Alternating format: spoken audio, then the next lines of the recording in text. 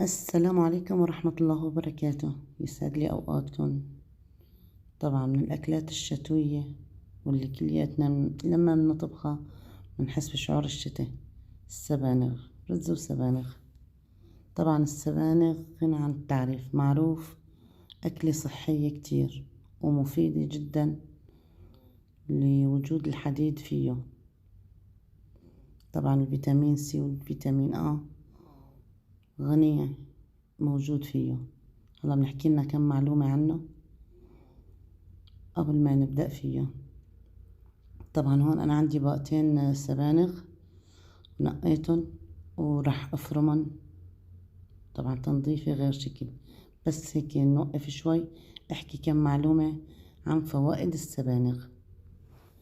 طبعا هو السبانغ كتير قليل بالسعرات الحرارية وغني بالفيتامينات ومضاد للأكسدة والحفاظ على نشاط الدماغ والشعور بالقوة وحماية القلب والتحكم بالشهية ومكافحة السرطان. ما شاء الله، لسه في إله كتير فوائد. ويخفض خطر الجلطة الدماغية ويحافظ على صحة الجلد ونضارته، مكافحة الاكتئاب، يرفع نسبة السكر في الدم ويخفض ضغط الدم ويعزز صحة العظام ويزيد من الحديد. طبعا هو للريجيم كل 100 جرام فيه 23 سعرة حرارية فيه فوائد كتير. أنا حبيت بس أعطي رؤوس أقلام عن فوائده.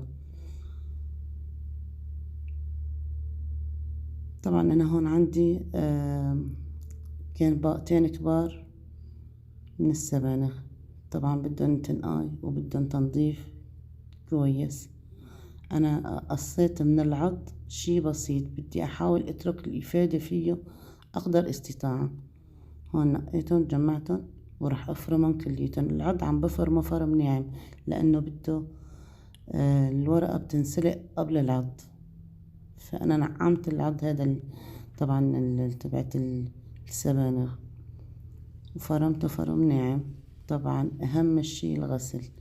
ليكو بعتذر أنا هلا هيك يعني عن هالمنظر. هلا منظر المي كتير لأنه فيه أتربة وفيه رمل وفيه تراب وفيه كتير شغلات بدنا ننظفها تنظيفة غير شكل.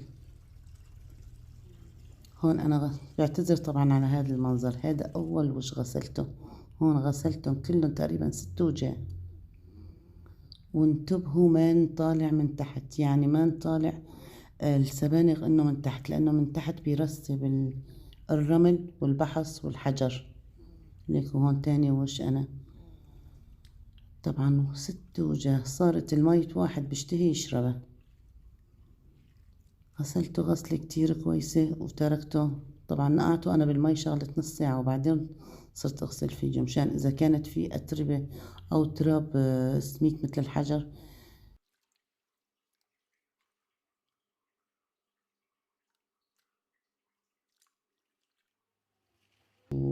ويصير مثل المي، يعني مثل الطين وبعدين طالع. هون نظفته تنظيفة كويسة. كنت عم بغلي المي وبدنا نسلقه. يا صبايا السلق مو ضروري كتير ولا بدي اياه يغلي. بتغلي المي بحط السبانغ تقليبة تقليبتين وبشيله من شان يضل الإفادة فيه. هلا أنا بحركه لبين ما كليته يهبل ويدبل، بعدين بشيله. يعني ما بتركه إنه تغلي المي بسود، بتروح لونه بروح فائدته، بنعود ما بنكون استفدنا على شي.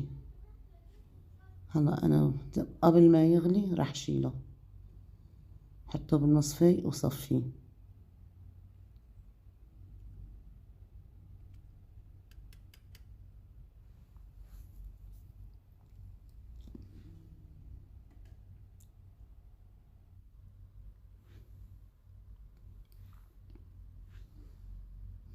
هون أخذ السلق الكفاية بكفي، ما راح أسلقه أكتر ليكو لونه ما أحلى.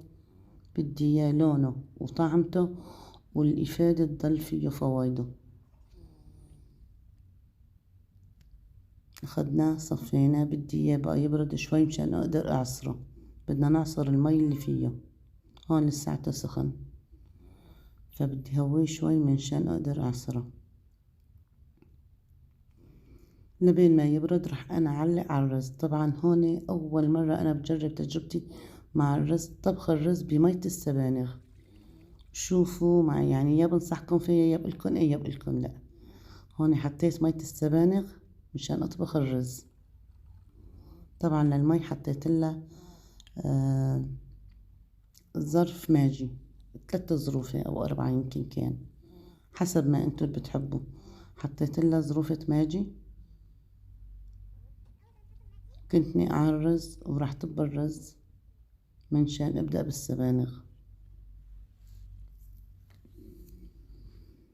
بس بجد يعني طعمته كانت روعة بمية السبانغ. حبيت انا اجربها معكم وجربوها واحكوا لي رأيكم.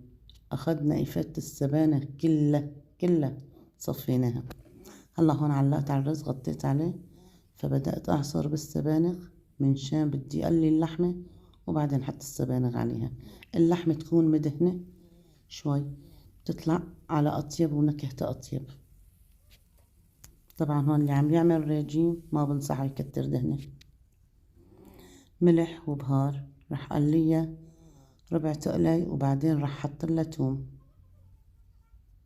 توم وكزبرة. على فكرة بسيطة بس شغله بالتنقاي والتنظيف هذا الصعب، بعدها ببقى كل شي هين. هاي توم عندي اياه مفرز انا حطيتها، رح حط كزبرة، معلقتين كزبرة، ورح قليهم.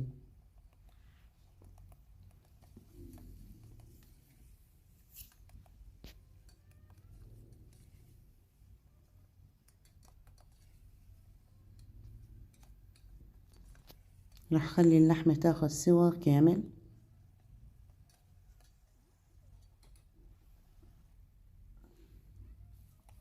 والثوم يستوي بشكل كتير منيح.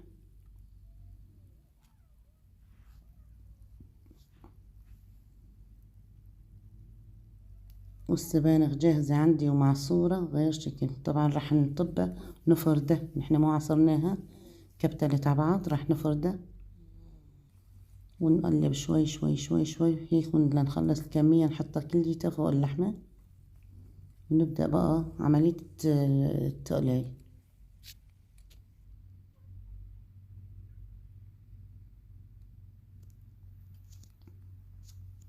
طبعا النار على الهادي لأنه بتعلق. هون شغلنا الفلاش منشان بس تبين اللون. والله لونها روعة، خضارة كتير حلو. هون خلصنا، خلص تقريبا الرز، تركتها شي ربع ساعة عم تتقلى. نجهز الليمون وبعدين نسكب. تفرجوا لي على هالمنظر، والله الطعم أحلى من المنظر بمية مرة. واللي بيعرف هاي الطريقة وجربها يحكي لي بالتعليقات، وإذا حبيتوا الطريقة اكتبوا لي بالتعليقات، وما تنسوني من اللايك والاشتراك. وإن شاء الله صحتين وهنا. طبعا مع الليمون بتتاكل، بنعصر فوقها ليمون وبتتاكل، ومع لبن رايب ومع رشاد ومع خضرة اللي بدكن اياه. وإن شاء الله صحتين وهنا.